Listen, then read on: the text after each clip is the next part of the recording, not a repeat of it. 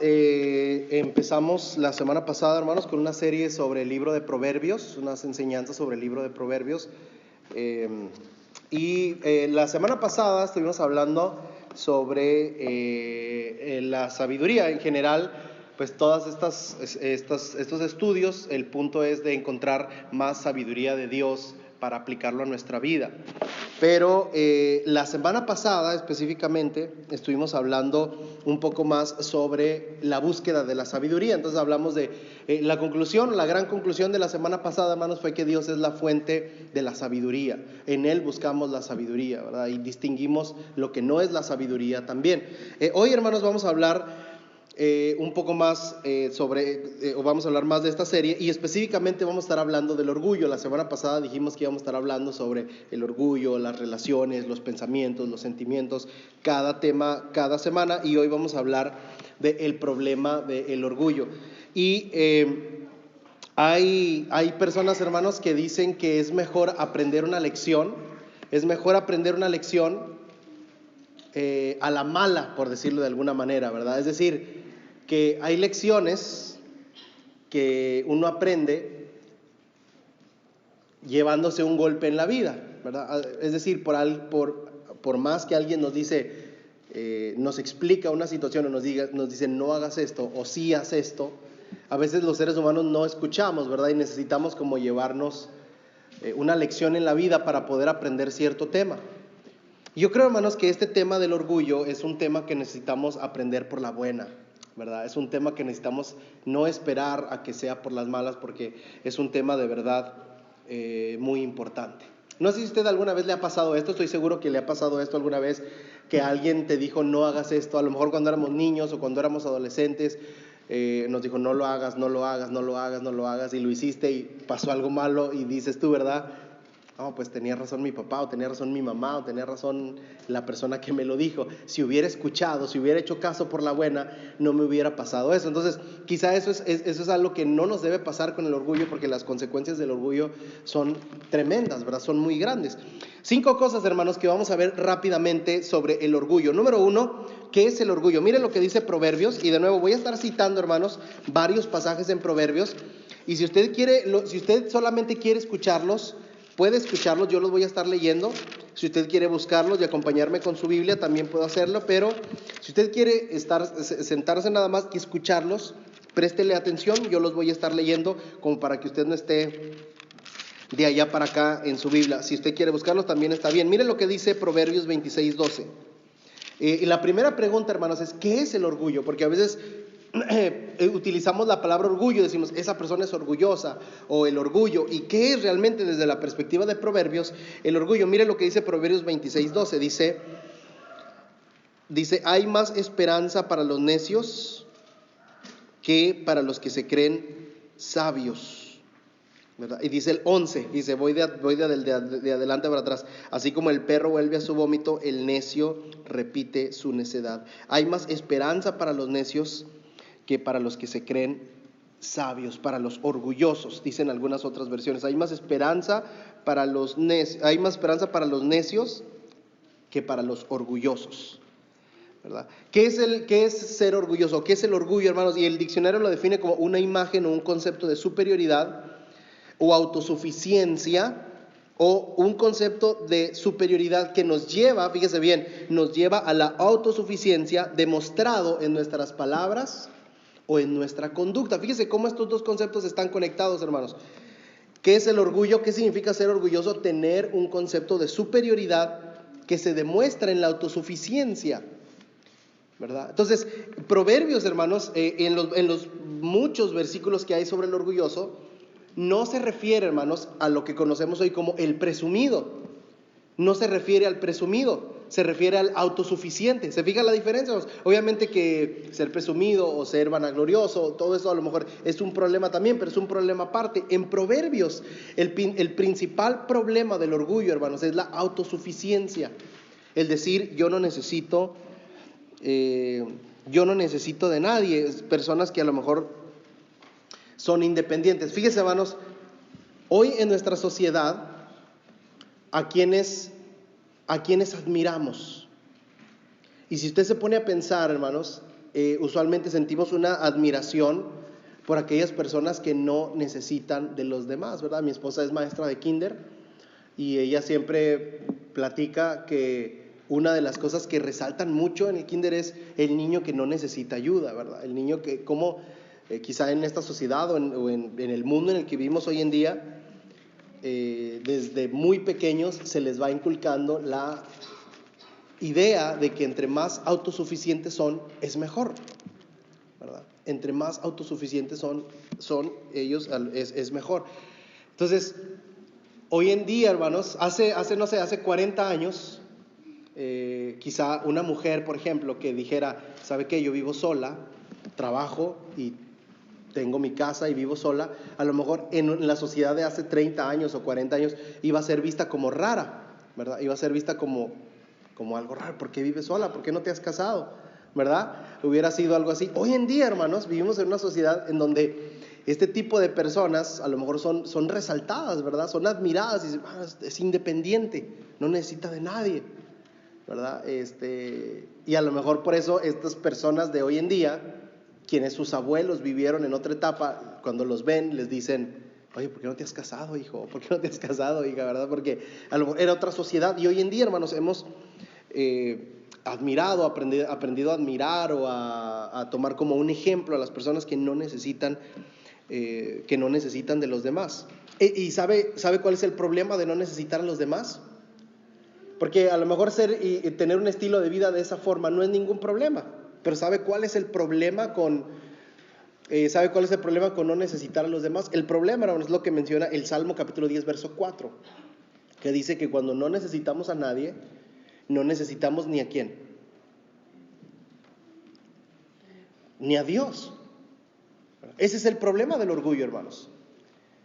Que usted dice, no, pues es que a mí no me gusta pedirle nada, o no, a mí no me gusta depender de los demás, o no, a mí no me gusta o a mí me gusta ser autosuficiente, ser independiente, y eso a lo mejor está bien. El problema, hermanos, es lo que menciona el capítulo 10, verso 4 del libro de los Salmos, que dice, cuando nosotros no necesitamos de nadie, o cuando nosotros no queremos necesitar a nadie, más bien porque yo creo que todos necesitamos a alguien, cuando nosotros no queremos necesitar a alguien, el problema es que muchas veces no necesitamos a Dios tampoco, o no queremos necesitar a Dios tampoco. Ese es el problema. Hay un escritor, hermanos, que consultaba esta semana para este mensaje que decía, mientras más llenos estemos de nosotros, menos lugar encuentra Cristo en nuestra vida. Cuanto más llenos estemos de nosotros, menos lugar encuentra Cristo en nuestra vida. Pasó algo muy chistoso, hermanos, en el capítulo 3 del libro de Juan, del Evangelio de Juan, que Juan el Bautista, hermanos, por eso su nombre se le da el Bautista, lo que hacía era bautizar, ¿verdad? Lo que hacía Juan el Bautista era bautizar. Jesús, hermanos, no era Jesús el Bautista, era Juan el Bautista. ¿Se fijan eso? Entonces, cuando Jesús empieza a bautizar más que Juan el Bautista, que él era el encargado de bautizar, vienen los discípulos de Juan el Bautista, ¿se acuerda? Y le dicen a Juan, Jesús bautiza más que tú. Jesús bautiza más que tú. Y ellos están como ofendidos, ¿verdad? Juan, Jesús bautiza más que tú. Jesús, tu primo, al que tú bautizaste, como que casi que al que tú le enseñaste a bautizar, ahora bautiza más que tú. Y a lo mejor los discípulos de Juan, hermanos, esperaban una respuesta de Juan, así como decir, ¿qué? ¿Cómo es posible que Juan esté bautizando más que yo? Si el bautista soy yo, él no es Jesús el Bautista, yo soy Juan el Bautista, ¿se acuerda la historia? Y viene ellos como con toda, lo que llamaríamos hoy con toda la cizaña, ¿verdad? Para decirle, Juan, Jesús está bautizando más que tú y tú eres el Bautista. Y Juan, hermanos, Juan lo que dice es, ¿se acuerda la respuesta de Juan al final del capítulo 3? Dice, qué bueno que él bautiza, para eso vine yo, para que él sea más que yo. Yo no vine para yo competir con él, yo vine para llegar a este punto. Si él está haciendo más que yo, entonces mi misión se está cumpliendo. Y al final vienen estas célebres palabras que hasta se han escrito cantos sobre ellas, que dice, es necesario que él crezca y que yo mengüe. Y estas son las palabras que decíamos aquí, mientras más llenos estemos de nosotros, menos lugar encuentra Cristo. Y Juan el Bautista, hermanos, dice, para que Cristo encuentre lugar en mí, yo necesito Para que Cristo crezca en mí, yo necesito menguar, yo necesito hacerme más pequeño. El problema es que cuando yo soy tan grande en mi vida, Cristo no encuentra lugar. Esta fórmula de Juan el Bautista, hermanos, es muy importante. Es necesario que Él crezca y que yo mengue. Son dos cosas, hermanos, que son mutuamente excluyentes. Son exclusivas una con la otra. Cristo no puede crecer en mí si yo soy un gran gigante en mi vida. Si yo soy un gran gigante en mi vida, hermanos, Cristo es de este tamaño. Si Cristo es un gigante en mi vida, hermanos, entonces yo soy de este tamaño. Ese es el problema y eso es el orgullo. Número 2, hermanos, ¿cuáles son las consecuencias del orgullo? Miren lo que dice, se lo voy a leer, Proverbios 16:18. Dice, el orgullo es la antesala de la destrucción y la arrogancia es la antesala de la caída. Fíjese otra vez, se lo leo, Proverbios 16:18. El orgullo es la antesala de la destrucción y la arrogancia es la antesala de la caída.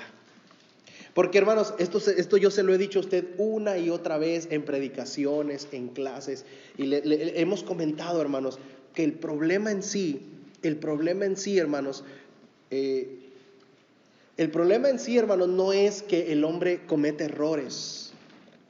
El problema en sí, hermanos, es que el hombre rechace a Cristo. ¿Se fijan la diferencia, hermanos?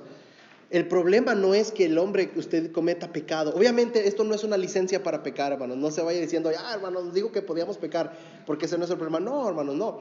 Pero en toda la teología de la Biblia, hermanos, el problema principal es cuando el hombre se aleja de Dios. Por eso, hermanos, esa es la gran diferencia entre David y Saúl, ¿verdad? Esa es la gran diferencia entre estos dos reyes, hermanos, que David cometió igual o más pecados, o quizá peores pecados que Saúl, hermanos. Si usted se pone a ver los pecados de David, son terribles, son grandes. Saúl pecó de arrogante, hermanos, en su corazón. Que si los tuviéramos aquí frente a nosotros, ¿qué hizo este? Pues es arrogante en su corazón, no necesita Dios. Y este, pues cayó en adulterio, mató a Urías, mintió y luego otra y otra cosa. Y esa sección, hermanos, conocida como los pecados de David, el segundo libro de Samuel del 11 al 19, son David una tras otra, como decimos. Sin embargo, cuando David muere, hermanos, y vienen todos los reyes, el parámetro de comparación es David, y Dios les dice a cada uno de los reyes, yo quiero que tú seas como mi hijo, ¿quién? David. Dice uno, pero ¿por qué vos si David era? Y es que el problema, hermanos, el problema principal, hermanos, no es el error que se pueda cometer, sino alejarse de Dios. Este es el problema. Usted puede cometer un error y no lo animamos a que cometa un error, pero usted puede cometer un error y Dios va a estar ahí para usted, y la iglesia va a estar ahí para usted, por lo menos esta congregación va a estar ahí para usted. Pero el problema, hermanos, es cuando usted ya no quiere nada con Dios, cuando usted no quiere a Jesucristo. Ese es un gran problema. Es ahí cuando se pierde la esperanza. La única esperanza es Cristo, y cuando usted no quiere a Cristo, pues usted no quiere la única esperanza. ¿Se fijan en eso, hermanos? Entonces, por eso el orgullo, hermanos, es la antesala de la destrucción, porque el orgullo, recuerde esto, el orgullo, hermanos, no es presumir, o no es festejar, o no es porque ahorita vamos a hablar de la falsa humildad también, y es muy importante que entendamos esto. El orgullo es decir, no necesito de ti, no necesito de ti, no necesito de ustedes, ni necesito a Dios. Ese es el orgullo en todo su esplendor, y el orgullo es la antesala de la destrucción, y el orgullo es la antesala de la caída, ¿verdad? Dice aquí. Esas son las consecuencias, hermanos. Muchos dicen, ¿verdad?, que la mejor forma de castigar a los hijos, siempre preguntan, ¿cómo debemos castigar a nuestros hijos? Y muchos dicen que una forma muy efectiva de darle una lección a los hijos, hermanos, es dejarlos que cosechen las consecuencias de sus decisiones, ¿verdad? Ayer, por ejemplo, el sábado, sí, el viernes, estábamos en una tienda, Valentina y yo con los dos niños, y yo les dije, van a escoger un dulce cada quien, ¿verdad? Y algo tan sencillo como eso. Entonces, Santi fue y eligió un dulce que ella sabe, lo agarró, y Zoe fue a explorar, ¿verdad?, terrenos desconocidos, y agarró un chocolate raro. Ya ve que acá venden chocolates raros, ¿verdad? No sé por qué, pero aquí en Estados Unidos venden chocolates raros. Y agarró un chocolate y le dije, eso no te va a gustar. No, pero yo quiero eso no te va a gustar. Yo lo conozco. No, y lo agarró y lo compró y en el carro lo abrió, le dio la primera mordida, no me gusta. Entonces, yo quiero el de Santi, o yo quiero yo quiero.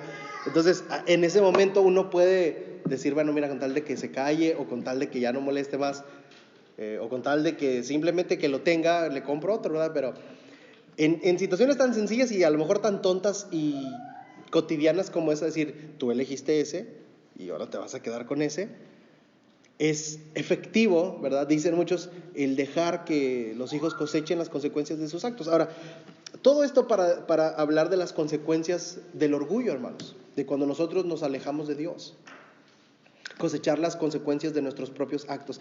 Santiago 4:6, no lo busqué, pero Santiago 4:6, hermanos, habla del orgullo y del orgulloso y del humilde. Dios le da más gracia, dice Santiago 4:6, a los humildes, pero resiste a los orgullosos. Y de nuevo, hermanos, el orgulloso es el que no tiene la capacidad de decir, Dios, necesito de tu ayuda.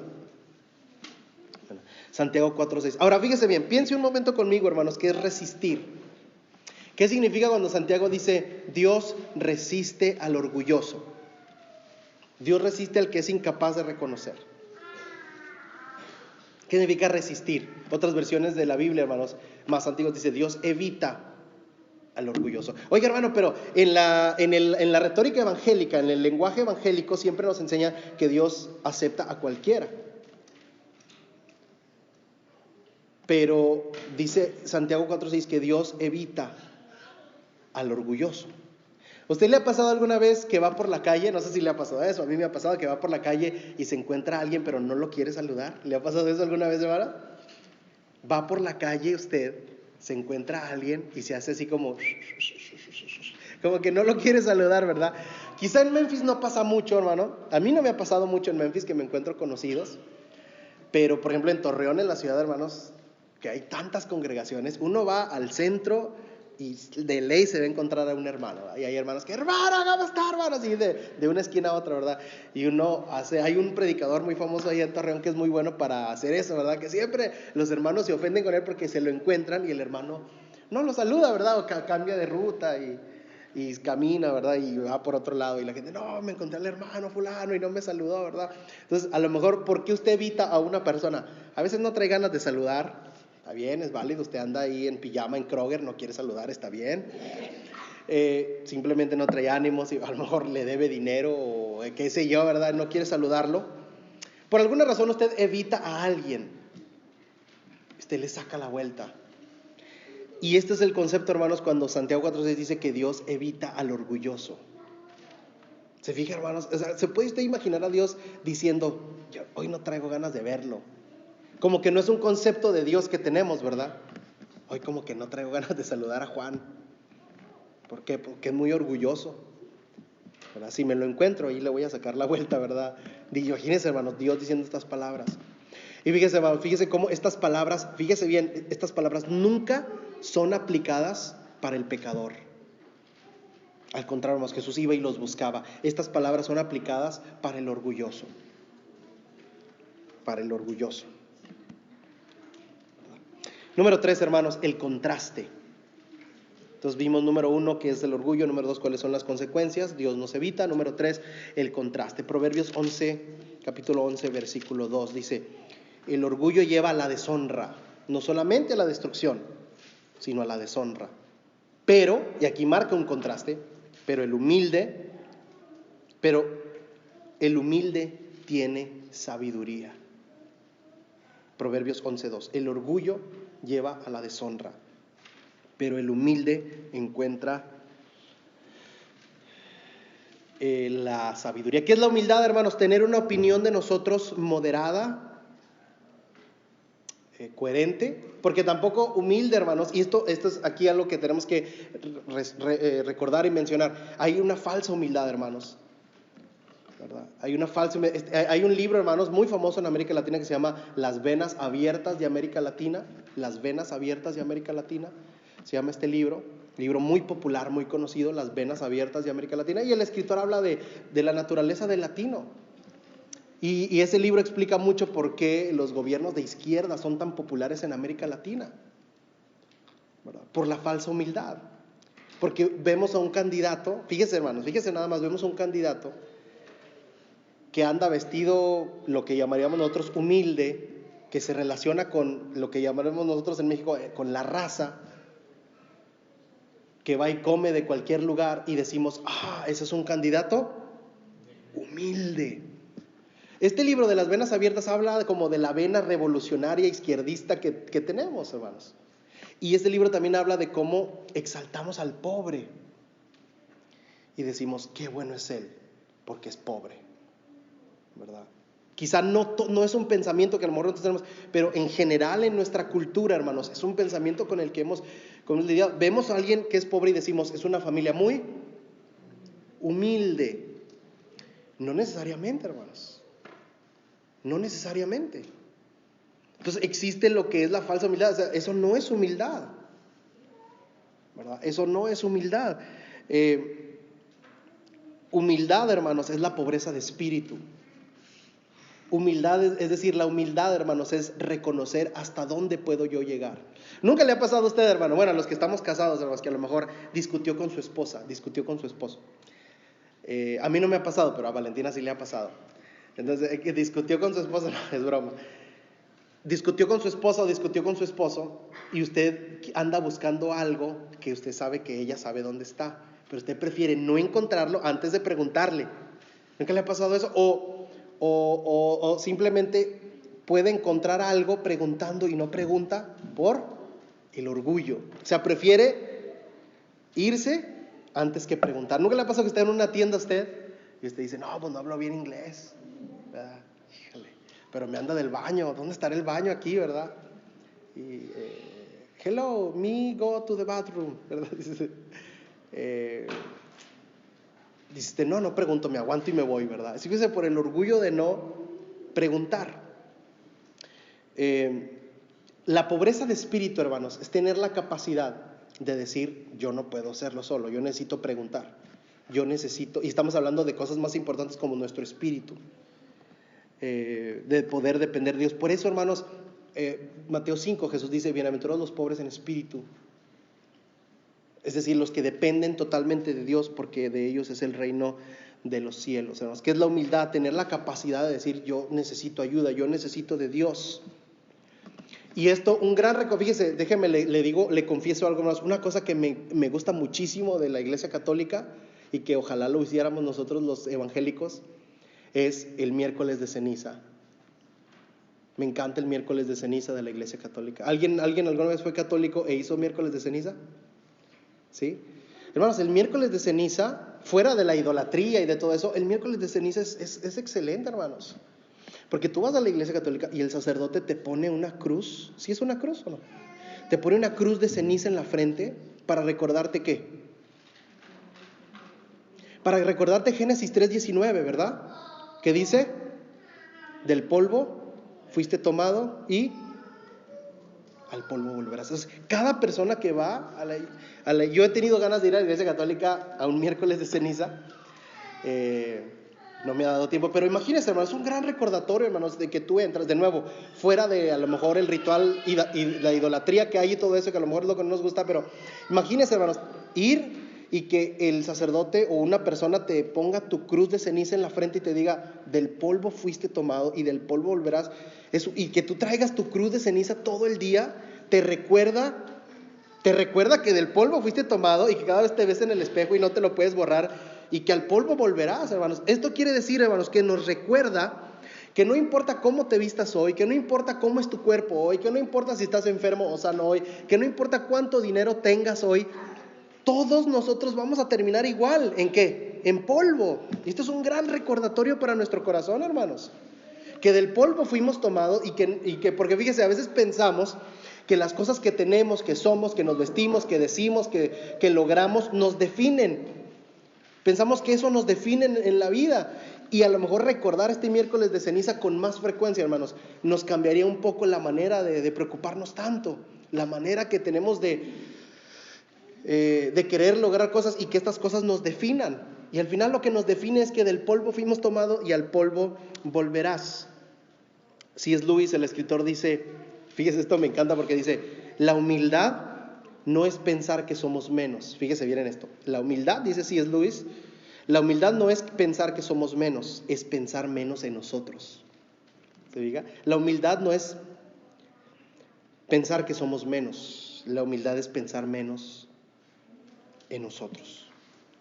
Hay personas, hermanos, que estamos tan ensimismados, tan llenos de nosotros mismos, que cuando le pasa algo al otro, lo primero que piensa son las consecuencias que va a afrontar él.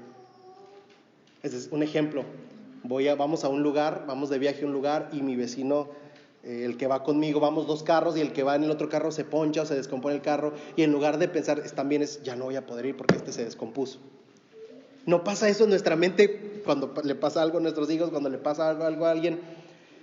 Enfrentamos el orgullo, hermanos, porque lo primero que pensamos es en nosotros. Y en segundo lugar pensamos en ellos. Y dice C.S. Lewis, humildad no es pensar que somos menos, es pensar menos en nosotros.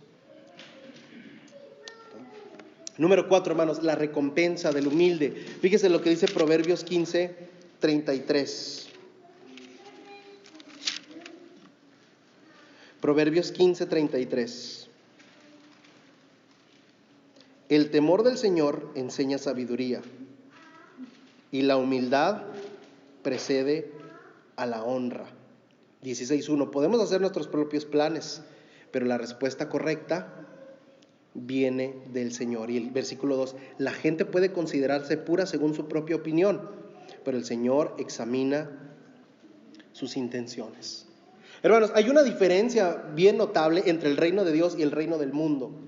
En el reino del mundo admiramos a las personas con poder, a las personas que más tienen, a los que tienen más voz y más voto, a los que se ven mejor. En el reino de Dios, hermanos, Dios admira a los que sirven, a los que ponen al otro en primer lugar, a los que aman como se aman a ellos mismos. Aprender a poner a otros en primer lugar. Dios escucha a los que son mansos. Jesús lo dice y lo dicen los salmos, hermanos. Jesús escucha, Dios escucha. Entonces, ¿cuál es la recompensa para el humilde, hermanos? Tener los oídos de Dios. Una persona mansa, hermanos, humilde, tiene los oídos de Dios para él. Dios lo escucha, hermanos. Es difícil que Dios escuche a un orgulloso. Por eso dice Proverbios, hermanos, Dios antes de escuchar a un orgulloso Dios escucha a un necio. ¿Verdad? Porque el orgullo, hermanos, es una pared que nosotros creamos para que Dios no venga hacia nosotros. La humildad, hermanos, es como un músculo que usted puede trabajar. ¿Sabe usted cómo trabaja un músculo, verdad? Un músculo se trabaja, usted agarra una pesa y le da, y si le da un día, hermanos, pues es muy probable que no pase nada. Pero si usted le da todos los días, hermanos, es muy probable que ese músculo cambie y le queden así como los míos. Bueno, al rato se los enseño. Pero si usted agarra uno y le da, y la humildad, hermanos, es como un músculo en el cual uno dice cada día. Imagínese, hermanos, que usted trabajara ese músculo todos los días y que todos los días se levante y usted diga, Dios, hoy te necesito más que nunca. ¿Verdad? Todos los días, hermanos, haga ese ejercicio muscular de la humildad. Señor, hoy te necesito más que nunca. ¿Verdad? En lugar de decir, Señor, yo soy un tipazo, gracias por hacerme como me hiciste. No, que usted ejercite el músculo todos los días y todos los días se levante y diga, Señor, hoy te necesito más que nunca. ¿Por qué? Pues porque soy débil, porque soy pecador, porque soy orgulloso, porque de verdad que lo bueno que soy lo soy por ti. Hoy te necesito más que nunca. Que podamos nosotros, hermanos, trabajar ese músculo. Número 5, hermanos, último. Proverbios 15:31. Si escuchas la crítica constructiva, te sentirás en casa entre los sabios. Si rechazas la disciplina, solo te harás daño a ti mismo, pero si escuchas la corrección, crecerás en entendimiento. Déjeme le digo, hermanos, de antemano, como usted pudo notar en el sermón de hoy, que la mayoría de capítulos que hablan de la sabiduría es 14, 15 y 16 en Proverbios. Son 3 capítulos que hablan muy constantemente, del orgullo y de la humildad, del orgullo y de la humildad. Va y regresa el proverbista hablando del orgullo y de la humildad. Y en el contexto del orgullo y de la humildad, hermanos, el proverbista dice, si escuchas la crítica constructiva, te sentirás en casa entre los sabios. Déjeme le digo, ¿dónde es donde usted se siente en casa? Donde usted se siente como pez en el agua. Hay lugares, hay compañías, hay amigos donde usted Usted es quien usted es, usted se siente totalmente cómodo. Dice el proverbista, hermanos, que si nosotros aceptamos la corrección, podemos sentirnos en casa entre los sabios. ¿Qué quiere decir esto, hermanos? Que debemos, este es número 5, siempre dispuestos a aprender. Siempre dispuestos a aprender. Uno de los problemas que enfrentan, yo he visto personas que enfrentan con sus hijos adolescentes, es que llega un punto, y yo me acuerdo de mi etapa de adolescente también, es que a veces pensamos que nosotros sabemos todo, ¿cierto? Cuando un hijo piensa que todo lo sabe, es un problema en la casa, ¿sí o no? Cuando un hijo piensa que él sabe todo y que el papá le dice, oye, pero no, pero tú qué sabes, eso yo ya lo sé. Y esa es la respuesta de muchos adolescentes, ya sé, ¿verdad? Oye, pero qué es esto, ya sé. Oye, pero qué es esto. O si habla inglés, I know, ¿verdad? I know, ya sé. O sea, no le puedes decir nada, te digo, porque ya lo sabe, ya sabe todo. Yo me acuerdo por muchos años, hasta no hace mucho todavía, yo le decía eso a mis papás, sí, ya lo sé. Pero la realidad es que no sabe nada. Y por eso, y como el papá se da cuenta que no sabe, por eso le dice, ¿verdad? Sí, ya sé. Y el problema es que siempre, hermanos, o el punto es que siempre necesitamos de alguien que nos enseñe. Siempre debemos ser materia dispuesta para ser enseñados. Nunca eres demasiado grande para tener un mentor. Nunca eres demasiado grande para tener un mentor. A veces tenemos un problema, hermanos, con las clases de los matrimonios, ¿verdad? Que unos dicen, pues eso ya después. Otros dicen, no, eso ya muy tarde, ya para qué. Y no, hermanos, nunca eres demasiado joven, demasiado fuerte o demasiado grande para tener un mentor. Todos necesitamos de un maestro. Todos necesitamos de un mentor, de alguien que nos enseñe. Y de nosotros ser materia dispuesta. Acepta consejo, corrección e instrucción. Yo recuerdo, hermanos, etapas en mi vida en las que estas tres cosas me chocaban. Aceptar consejo, aceptar corrección, aceptar instrucción.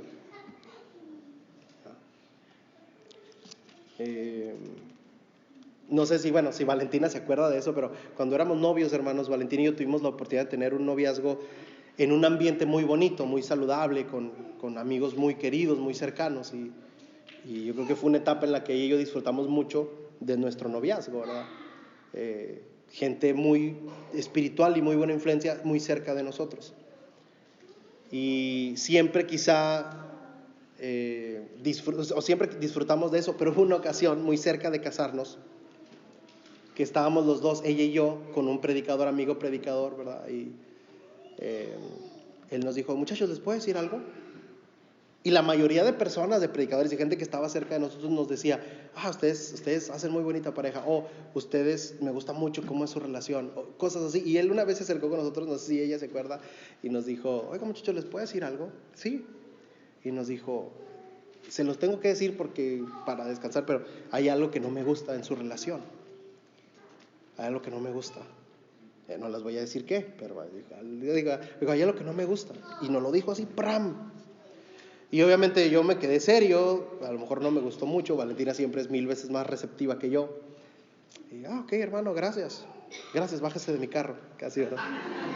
Estábamos en mi carro, entonces, ok, hermano, gracias. Dijo, no, muchachos, échenle ganas, ustedes son una pareja muy bonita, esto no me gusta.